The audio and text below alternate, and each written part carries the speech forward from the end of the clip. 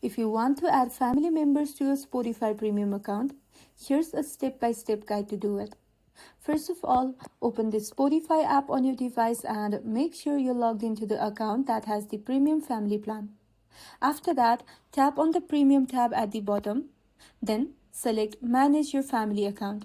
Now, I'm on a demo account, so I don't have that option, but if you have a Premium Family Plan, you will see that option there.